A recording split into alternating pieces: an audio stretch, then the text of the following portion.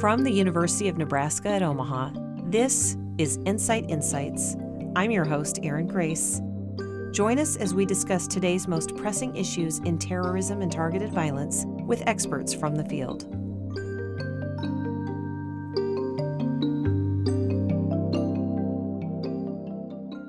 Thank you for tuning in to NCITE Insights.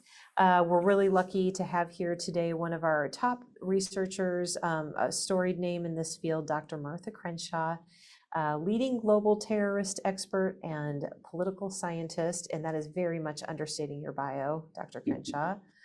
Also creator of the Mapping Militants website, an interactive online database of different militant groups, which makes for a real timely discussion today. Dr. Crenshaw, before we get into the questions, when I think about our conversations leading up to just having you on this show, it brings to mind this whiplash timeline of events, starting with, we won't go back to October 7th and the Hamas attack on Israel, but let's just start with a couple of weeks ago when pagers started exploding in Lebanon, followed by bombs by Israel to Lebanon, followed by retaliatory attacks on either side. And then for our listeners, on October 1st, we are just learning of news of ballistic missile attacks in Israel sent by Iran. I believe a couple of them were intercepted by U.S. destroyers who are in the area now, to say it lightly. And so I wonder if you can peer into the crystal ball as well as you can to place this moment for us. Well, I think a crystal ball requires a little glimpse into the past as well, but simply looking at the present, I think that we are on the brink of a very dangerous escalation of the conflict. Hopefully, all parties to the conflict can stand back and realize the dangers of escalation and sort of step down to cease provoking each other. This is a situation that the U.S. certainly did not want at all and had been trying to prevent for quite some time. The previous episodes, of course, Iran had retaliated earlier with ballistic missile attacks. Note that Iran is apparently cautious. Warnings are issued ahead of time that there will be such attacks. And Iran well knows that Israel has interceptors, that the U.S. has interceptors. And in the previous missile attack from Iran, even Israel's neighbors, such as Jordan, intercepted some of the missiles. So this was a limited retaliation on the part of Iran. I think that it was probably totally unacceptable for Iran not to do anything in light of the fact that Israel had killed the head of Hezbollah, Sheikh Nasrallah, who was a very close ally of Iran, had been the leader of Hezbollah for quite some time, very widely respected, very popular, very shrewd leader. So I think that Iran felt certainly that it was incumbent on them to do something. Let's hope that Israel, for example, will listen to caution and think we don't need to retaliate again now. As we know, Israel is moving in a ground incursion as we speak. They say this will be a limited incursion. It is, however, the first time since 2006 that Israel has sent ground forces on a prolonged basis into Lebanon. So as I say, the situation is extremely volatile and dangerous at the moment. It's interesting to hear you characterize the retaliation by Iran as limited. I think what the headline I woke up to today in the New York Times was they had labeled their response tepid. And when I think of 1,800 ballistic missiles flying into Israel, that doesn't strike just the common American as tepid or as restrained or as limited. But can you help me understand that a little better, how it could be worse? Well, of course, we don't want to look totally on the gloomy side. I hate to even predict a more serious destructive escalation. But basically, Iran knows that Israel has very good missile defense capabilities, the Iron Dome system. And so you have to accept that fact of the equation, that this is common knowledge to almost everybody. Iran, again, Iran has had prior experience with Israel's systems. Hezbollah has had experience with Israel's expertise in that domain. The U.S., of course, assists in this defense system, and as you noted, may have intercepted some of the missiles itself. So this was something that Iran could expect. I think that it's probably something they thought that they could control. You also have to look at the targets. Yes, the targets were Israeli cities, but they are well protected by the Iron Dome system. So far, I've not read of any casualties on the Israeli side. You'll see some photographs of often shrapnel that's fallen to ground and caused some material damage, but we can only hope that this was restraint on the part of Iran. They could have attacked different targets. They could attack Israeli military installations, nuclear reactors. There are many other targets, and I don't know, and if I did know, I probably wouldn't say whether Iran has the capability to do a lot more damage or whether this really is the bounds of their capabilities in this area. They depended a lot on Hezbollah, which is now at least knocked back significantly, at least for the time being. So let's turn our attention to the original focus of our call, which was to discuss this group, Hezbollah, and its part in the larger axis of resistance. First, tell us who they are, why they matter, and what they look like now that they've lost their leader, some of their top leadership, and perhaps even half of their weapons supply, if news reports are correct. I think you have to start by looking back at the formation of Hezbollah, which was in the early 1980s, and recall that it was formed as a reaction to Israeli invasions of Lebanon, invasions whose intended purpose was to remove the Palestine Liberation Organization from Lebanon, because at that time, the major terrorist enemy on Israel's northern border was Palestinian, not Hezbollah, not a Shia movement within Lebanon. But the invasion by Israel, as well as the Iranian Revolution of 1978, 79, 80, meant that you had Iran as a revolutionary power, very eager to find allies in the region. And since there weren't states in the region that could be a good ally, they, in effect, supported non-state actors such as Hezbollah. Many people think of Hezbollah, at least in its origins, as a creature of Iran, a total proxy of Iran, an agent of Iran. I've argued that over the years, certainly Hezbollah has become more of an independent actor with independent interests and independent strategy, although certainly dependent on Iran, especially for weapons, for arming. And on that subject, Iran can rearm Hezbollah, one assumes, if it's possible to smuggle in the weapons, and it appears to be. So that was how Hezbollah got its start, and it was tops on the U.S. list of terrorist threats for many years, in part because of the bombing of the U.S. Marine barracks in 1983, which was extremely destructive, and a series of kidnappings, hostage takings, bombings of the U.S. Embassy in Beirut twice, we might add, twice. A number of attacks that only ended after the Iraqi invasion of Kuwait into the 1990s. So it was started and maintained itself as a militant Shia organization, vehemently anti-Israeli, vehemently anti-American, sharing these interests with the Iranians, and also assisting other Shia movements within neighboring states where there were significant Shia minorities and sometimes majorities, such as Iraq, but also in Kuwait, Bahrain. So for many years, Hezbollah has been the leader of the axis of resistance. As over time, these other groups have become more prominent, such as the Houthis.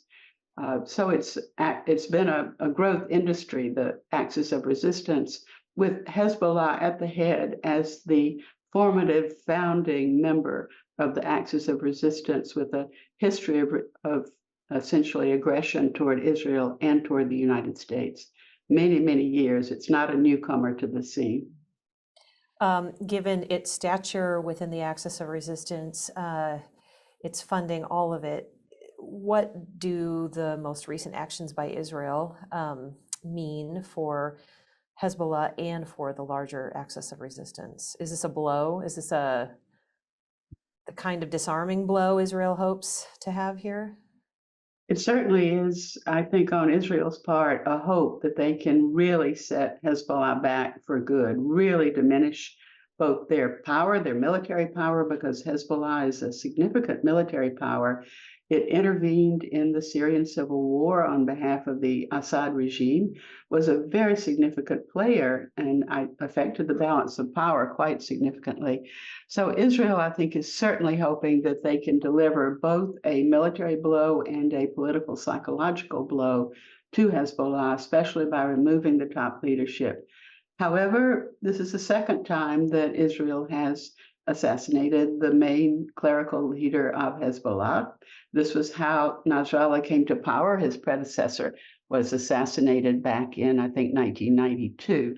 So this has happened before, and it was not a knockout blow. After Sheikh Moussawi, we had Sheikh Nasrallah, who was possibly even more bellicose than his predecessor.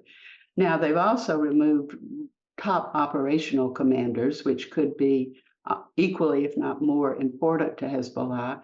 And I just don't think we know whether or not these individuals can be replaced by second in commands who could step into their shoes. In general, Israel has pursued what we call sort of awkwardly decapitation strategy of removing top leadership of groups. The U.S. pursues this strategy as well. Whether or not it works is hotly debated by scholars and journalists as to whether this really does set back an organization, or will it just increase a desire for revenge? Replacements will step up who are even more highly motivated. Another possibility is that other members of the axis of resistance who've been reasonably passive so far, considering their role in the axis of resistance, they might step forward and be willing to take more risks.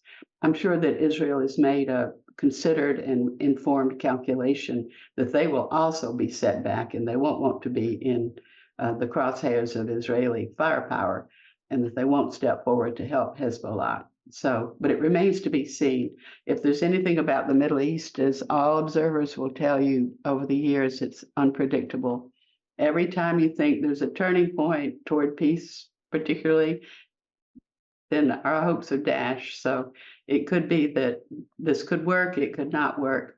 I do think that Israel has exhibited an intelligence capability that is quite astounding in booby-trapping the pagers in particular, and then in knowing where, when, and who would be meeting in Beirut. Really quite extraordinary intelligence there. But the strategic long run, the long game, I think we don't know yet. I think that's very fair to point out that caution. It's certainly interesting when you consider the decapitation strategy, what usually has to follow for hearts and minds. Because if you, I mean, you went back pretty far to say the first leader of Hezbollah was killed. Somebody steps into his place. I saw pictures of people waving yellow flags all over the place. They're happy that Iran is striking Israel. So is it motivational? Sorry to be wordy here, when I think about where Hezbollah is based in Lebanon, was there some relief that this group that seems to be non-state, but a state within what kind of state is even Lebanon, that they're in disarray? So let me ask it this way, Martha. First of all, who do the people of Lebanon support Hezbollah? Well, you have to say who in Lebanon, because remember that Lebanon is a multi-religious entity. It has had what we call a confessional political system for so many years, since the 1930s at least. My understanding is that they have not conducted a census of the population since the 1930s because they don't want to know who the majority is. So you have Christians, Sunni Muslims, and Shia Muslims. And considering where the Shia live, they've often have borne the brunt of Israeli retaliations, and also they've provided a natural homeland for Hezbollah, which got its start representing the Shia. Over the years, as I'm sure you know, and most of our listeners will know, Hezbollah became a member of the government. They had seats in parliament. They were a regular political player, an important political player representing the Shia in lieu of more moderate Shia organizations. So probably the Shia of Lebanon are enthusiastic. Again, they bear the brunt of the Israeli military response. They suffer, they're bombed. You can see, at least in the short run, your emotion would be great enthusiasm that somebody struck back on your behalf. Perhaps after a few days of reflection, you might think, oh no, where will this lead? Now, the other Lebanese, Christian in particular, tended to be sympathetic toward Israel. In years past, were allied with Israel, and the Sunni population is not so sympathetic to the Shia. And just to remind everybody that Al-Qaeda and ISIS, who now are not on the headlines anymore, are Sunni militants who often detest the Shia. So there's a lot of rivalry going on there. So Lebanon, I think, has not had a government for quite some time. It's extremely unstable. It's in a precarious situation itself. It's never had the military capability to control Hezbollah. It's just hopeless to think that they could. So they're just standing by, hoping that the worst won't happen. Thank you for that. So looking more broadly at the decapitation strategy, the strategy it appears Israel has pursued since the pagers, right? The airstrikes, now a ground invasion, and trying to, sort of the same strategy with Hamas, wasn't it? This idea that you could just root out this group. We're just going to destroy this group, and then we're good. Everybody else is worried about plunging into war, but has that strategy worked elsewhere? With Al-Qaeda was the removal of Osama bin Laden, or, have we seen examples where it was enough of a blow, at least to buy others, a breather, so to speak? As I say, it's a very controversial subject, the effectiveness of a strategy. And I think you have to look at it in terms of short-term and long-term. Short-term, I think you can inflict serious damage on an organization, particularly an organization that doesn't have the capability of replacing leadership, that doesn't have a kind of policy for succession within the organization. Often very well organized, very centralized organizations have people waiting in the wings. And it's not as though these groups don't know what the strategy of the US and Israel is, that this is likely to happen to them.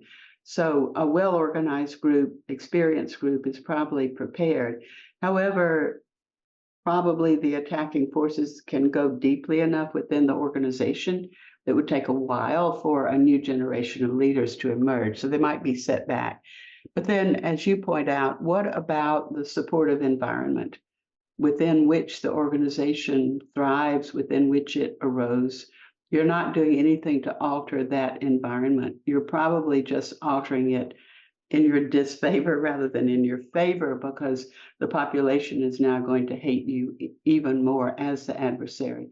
And particularly in a situation where the group that you're attacking, like Hezbollah, like Hamas, is embedded in a civilian population. You don't find that so much with Al-Qaeda and with ISIS being embedded in a sympathetic and supportive network of co-religionists.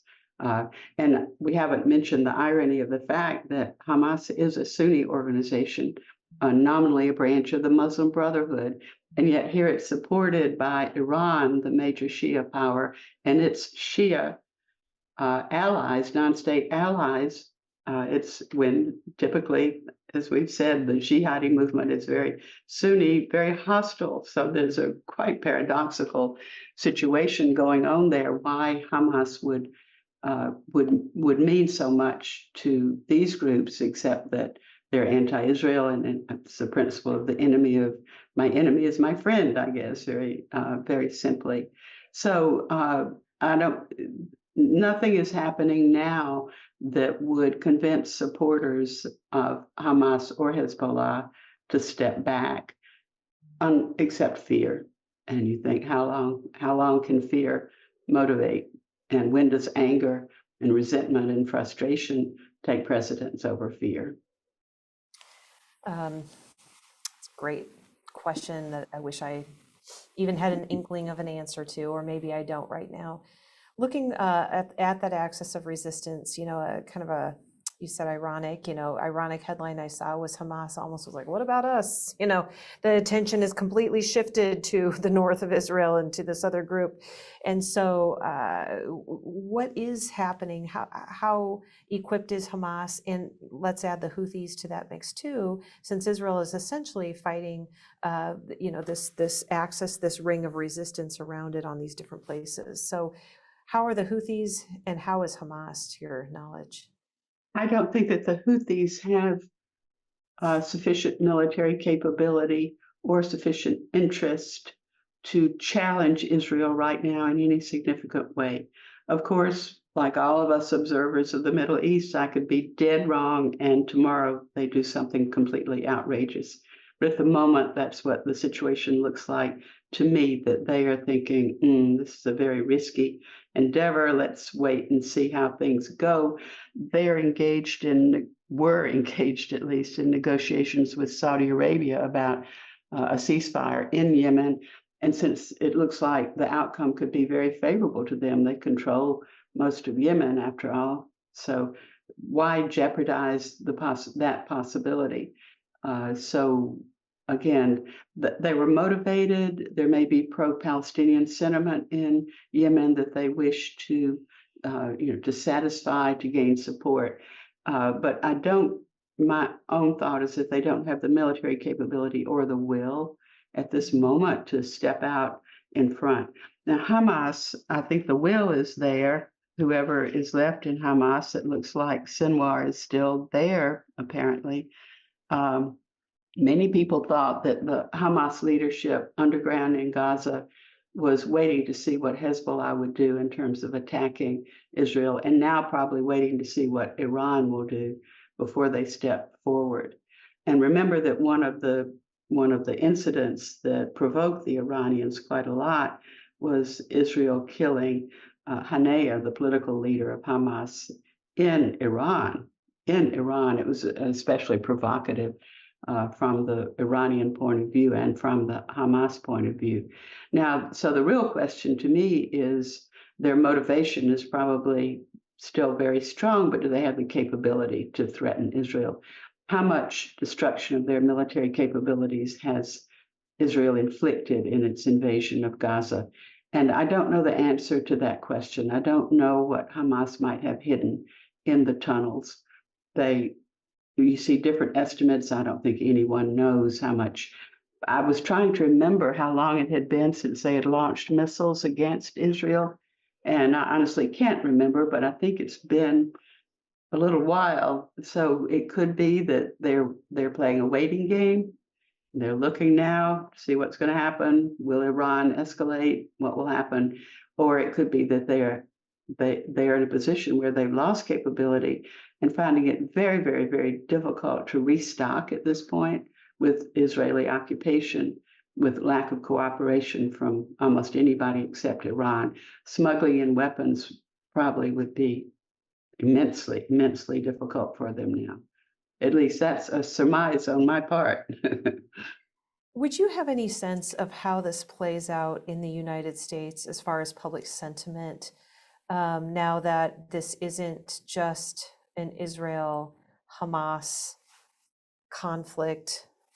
I mean, it hasn't been that, but let's just say for the public consciousness in this country, the focus has been probably rightly so on the Gaza, on the occupied territory, but now our focus is shifted. It looks like, Iran is getting, it doesn't look like they are involved. The ante is being upped. How do you see this play out here in our country? Again, it's hard to predict, but you can see a number of different things going on. One is that I think what really prompted demonstrations, outrage, concern was the civilian casualties in Gaza, which was the number was appalling. There's simply no way of saying that it is not, that there should be so many people who were not involved in the atrocities of October the 7th and who have suffered. And Hamas brought it on them, but still, there you are. And with the media showing pictures of suffering, which is their job to do. Now we're going to see those pictures coming from Lebanon, bombed building, children, women suffering, people without water, without food. It's not likely, I think, to reach the level of the devastation in Gaza, but it could, again, it could arouse people to concern. And I think that's what really has made it a huge political issue within the United States, particularly for for certain groups of people. It's not as though, I don't think there's if you did a survey, I'm not sure what they would show, but typically these issues don't determine presidential elections.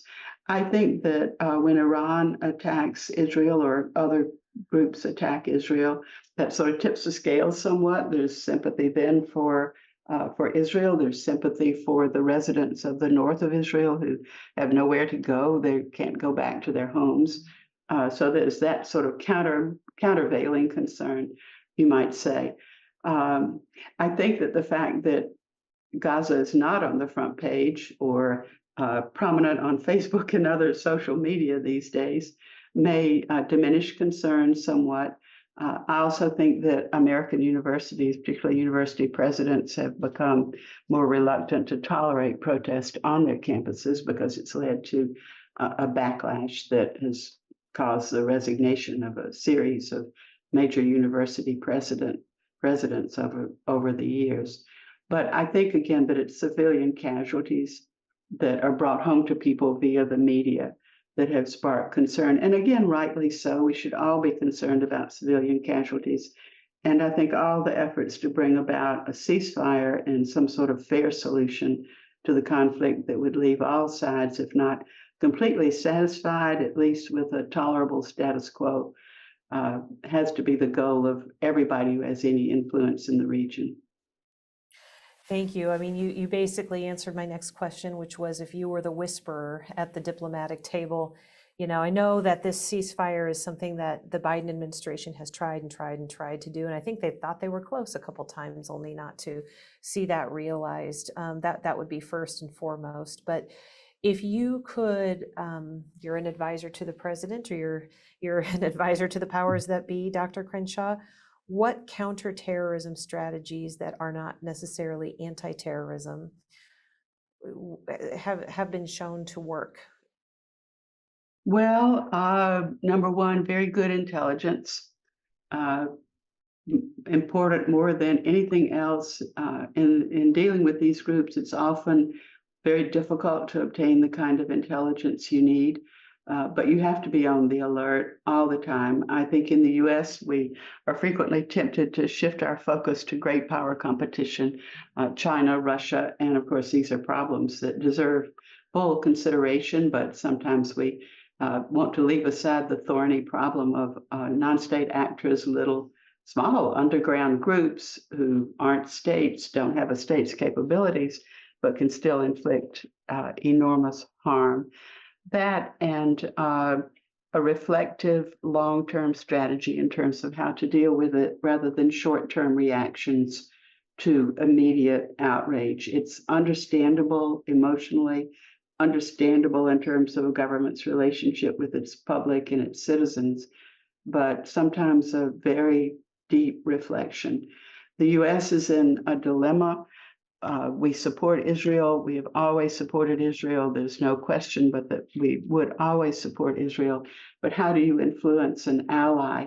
How do you encourage restraint under these sorts of circumstances without doing something punitive, such as restricting weapon supplies? The US certainly doesn't want to do anything that would jeopardize Israeli security. At the same time, I know that we have hoped for more accommodation, more willingness to compromise. I think that the idea of a two-state solution is probably so far distant now that it's not obtainable at any time. I feel very discouraged about the possibility of that as a solution and very regretful about missed opportunities in the past to move toward a two-state solution. But I think some sort of compromise has to be reached, and it's got to involve some sort of territorial stability, let us say, where neither side challenges the other's right to have a homeland in a region and to share that very small part that is Israel-Palestine.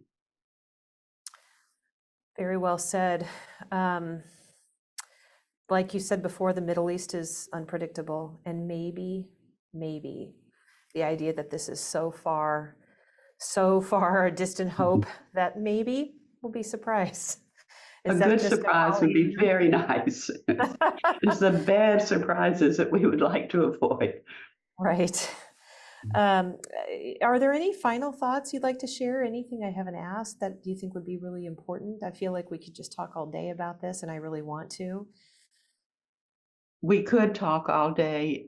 Years ago, I taught a course called Conflict in the Middle East. Mm. You can imagine how each year there was more conflict, kept adding. What could you take away? There was another and then another. And occasionally there were events that really created hope.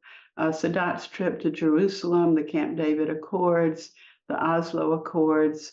And I think if one could reflect back on what went wrong with these initiatives that appeared so promising, and are there lessons we could learn from those disappointments that might help us now in finding some way out? I hope the lessons wouldn't all be discouraging, but that there might be some idea of a path forward in looking at these efforts in the past. Thank you. What would you like our students, fellow researchers who are listening to consider in their own research interests as it pertains to this part of the world that no one can crack yet? Well, of course, we have people who have a lot of expertise on the Middle East itself and understand the perspectives of the multitude of different actors in the conflict. And that's extremely important to understand where they're coming from. There's a public tendency probably to vilify the enemy always, but if you don't understand where they're coming from, what motivates them, what their interests are, what the constraints are on their behavior, you're not going to get very far. And of course, since we're talking about U.S. counterterrorism policy, we have to be very concerned about the possibility of terrorist attacks against us as well as against Israel. And we know, for example, that Hezbollah has a far-flung and international network of often sleeper cells. They've attacked in countries around the world over the years. So we have to be extremely alert to the possibility that the Hezbollah reaction to these setbacks will be terrorist attacks. And so we have to assume that our intelligence agencies are on 24-hour alert for the signs that something might happen. Also remembering that it's not impossible that the jihadists, ISIS and Al-Qaeda, will take it into their heads to stand up for Hamas and stand up for Hezbollah, despite various differences that they might have had over time. So I hope we're alert to that as well. The strange bedfellows syndrome. Yes. Right.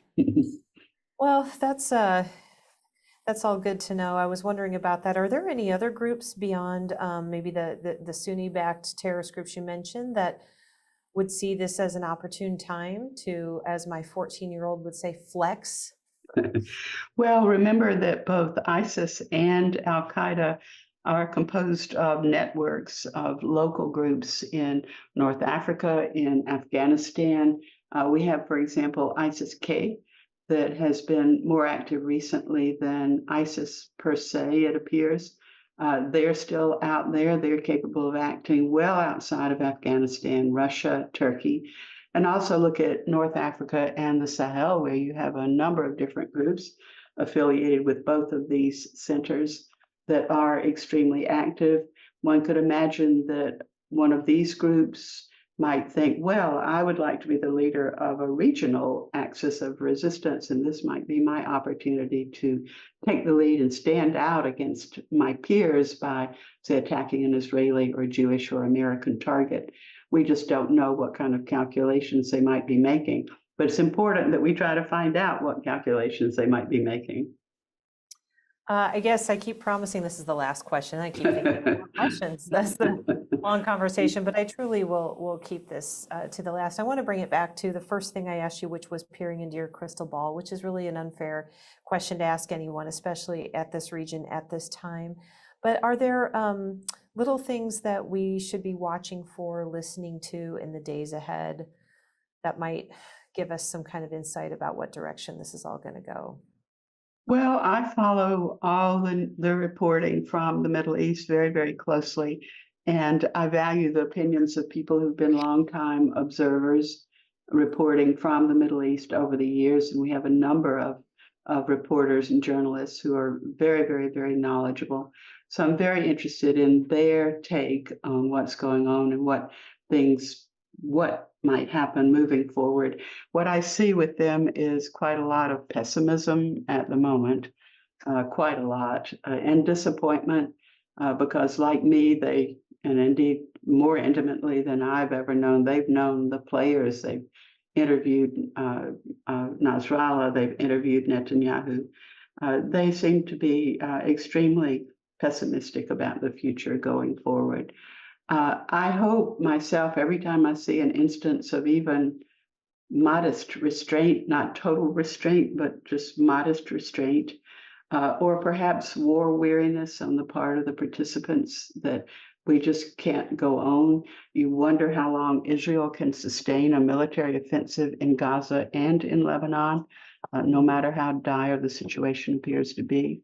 How long can a very small country dependent on conscripts, in effect, keep fighting? How long will the Iranian public continue to support the regime? Will the inhabitants of Gaza turn against Hamas, or Shia of Lebanon turn against Hezbollah? That's what I would be looking for. I'm not saying that I see that, but Right. one might be hoping for that kind of turn of events that reduce support for war on all sides. Well, thank you very much, Dr. Crenshaw. You have given me so much to think about this afternoon. And I'm so grateful for your time and your expertise and just lending it to us today. I think at the most that any of us can do at a time of feeling sort of powerless, where all of these events are out of your control, is to seek understanding. Absolutely. And I would say it was my pleasure to be here, except that the discussion is on such sad subjects. But otherwise, I do welcome the opportunity to try to increase knowledge of what's going on and what our options are. Thank you very much. Thank you, Erin.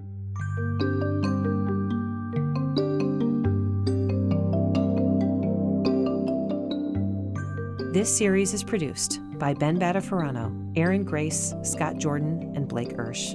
Thank you for joining us for another episode of NCITE Insights. The National Counterterrorism, Innovation, Technology, and Education Center, or NCITE, is an academic center of excellence for the Department of Homeland Security.